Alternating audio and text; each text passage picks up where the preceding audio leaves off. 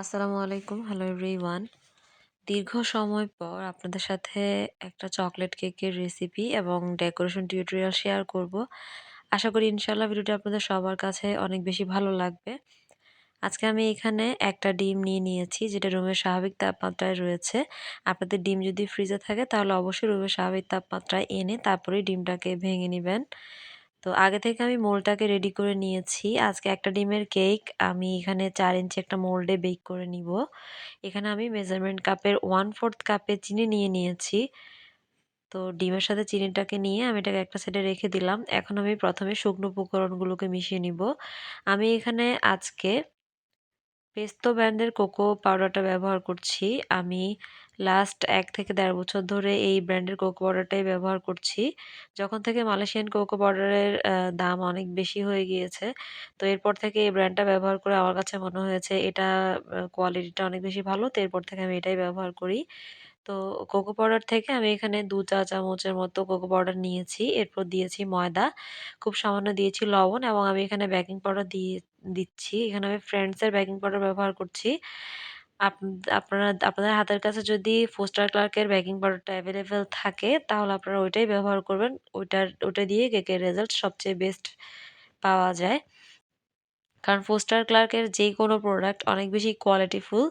দেখা যায় যে ফোস্টার ক্লার্কের বেকিং পাউডার দিয়ে কেক বানালে কেক অনেক বেশি সফট হয় এবং অনেক বেশি ফুলেও। তো আমি আমার হাতের কাছে বেকিং পাউডারটা পাইনি বলেই কিন্তু এখানে ফ্রেন্ডসেরটা ব্যবহার করেছি। তো সবগুলো শুকনো উপকরণকে একসাথে করে আমি একটা সাইডে রেখে দিচ্ছি। এখন আমি আগে থেকে ডিম আর চিনির যে মিশ্রণটা রেখেছিলাম এটাকে আমি এখন বিট করে নিচ্ছি। বিটারের স্পিড মিডিয়াম টু হাই এ রেখে আমি এটাকে বিট করে নিয়েছি ততক্ষণ পর্যন্ত যতক্ষণ না এটা একদম ভালোভাবে স্টিফ হয়ে যায়। তো আপনি ডিমের ফোমের উপরে যখন একটা সংখ্যা লিখে দিবেন এবং দেখবেন এটা ডুবে যাচ্ছে না তখনই বুঝে নিবেন যে ডিমের ফোমটা রেডি হয়ে গিয়েছে। তো এরপর আমি এখানে চকলেট পেস্ট দিয়ে দিলাম। প্রায় 1/2 চা চামচের মতো, 1/2 চা চামচ থেকেও কম হবে। তো দিয়ে আমি এটাকে হ্যান্ড হুইস্কের সাহায্যে মিশিয়ে নিয়েছি। আপনারা চাইলে বিটারের সাহায্যেও মিশিয়ে নিতে পারেন। তো আগে থেকে চেলে রাখা আ শুকনো উপকরণগুলোকে আমি এখন দিয়ে দিচ্ছি। আপনারা চাইলে আগে একবার চেলে নিতে পারেন। যদিও আমি আজকে চেলে নেইনি। যেহেতু এখানে অল্প, এজন্য আমি আর আলাদাভাবে চাল নিয়ে একবারেই দিয়ে দিয়েছি এভাবে। তো অবশ্যই চেষ্টা করবেন শুকনো উপকরণগুলোকে ২ থেকে ৩ বারে দিয়ে দিতে। তাহলে দেখবেন খুব সুন্দরভাবে শুকনো উপকরণগুলো আম আ ডিমের ফোমের সাথে মিশে যাবে। একবারে কখনোই দিবেন না। তাহলে এখানে দলা পেকে যেতে পারে বা ডিমের ফোমটাও কিন্তু নষ্ট হয়ে যেতে পারে। তো এই তো আমার শুকনো উপকরণগুলো ডিমের ফোমের সাথে মিশিয়ে নেওয়া শেষ। এখন আমি আগে থেকে রেডি করে নেয়া তেল বা বাটার ব্রাশ করা ছাড়াই যে কাগজ বিছিয়ে দিয়েছিলাম এটার উপরেই কিন্তু ব্যাটারটাকে আমি দিয়ে দিচ্ছি। আপনারা নিশ্চয়ই দেখেই বুঝতে পারছেন মাশাআল্লাহ ব্যাটারটা কতটা পারফেক্ট হয়েছে। তো আমি এটাকে ঝাঁকিয়ে এটাকে আমি চুলায় বেক হতে দিব। আমি সবসময় চুলায় কেক বেক করে থাকি লবণ দিয়ে বড় হাঁড়িতে। তো এই যে দেখেন মাশাআল্লাহ আমার কেকটা কিন্তু রেডি। এটা আমি চুলায় বেক করে নিয়েছি। তো নিচে থেকে আমি কাগজটা তুলে নিলাম। তো নিচে থেকে একটুখানি দাগ লেগে যাওয়া অংশটা আমি কেটে ফেলে দিচ্ছি। তো কেকটাকে আমি এখন ৩ টা লেয়ারে স্লাইস করে নিব।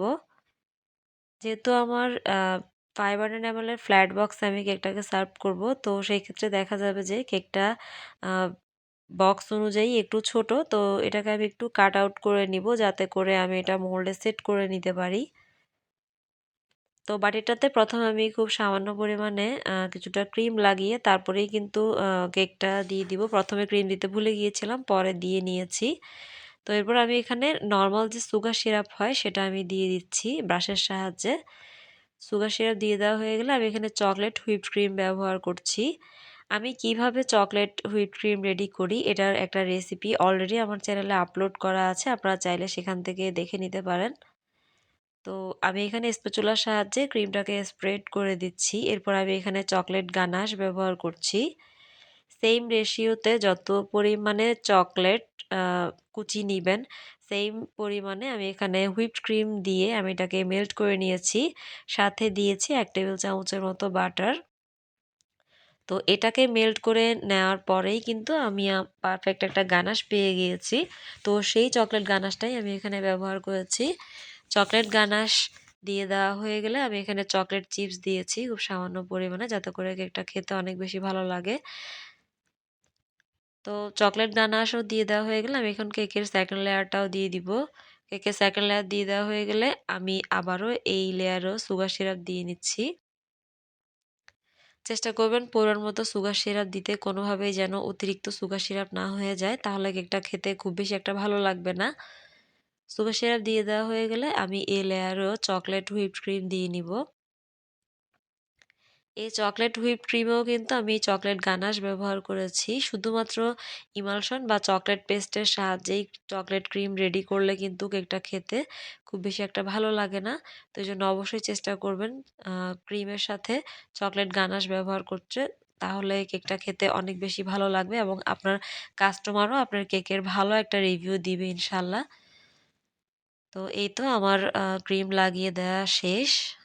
তো ক্রিম দিয়ে দেওয়া হয়ে গেলে আমি এখন এখানে চকলেট গানাশ দিয়ে দিচ্ছি এবং এটাকে চারিদিকে স্প্রেড করে দিচ্ছি। তো চকলেট গানাশটা আমি ওভেন থেকে বের করার পরে একদম লিকুইড অবস্থায় আছে। এই পর্যায়েই কিন্তু আমি এটাকে সেট করে দিব। কারণ যেহেতু অলরেডি ঠান্ডা পড়ছে, এটা খুব দ্রুতই কিন্তু অনেকটাই জমে যাবে। যেহেতু এখানে হুইপ ক্রিম আছে, খুব বেশি একটা হার্ড হবে না, তারপরেও জমে যাবে।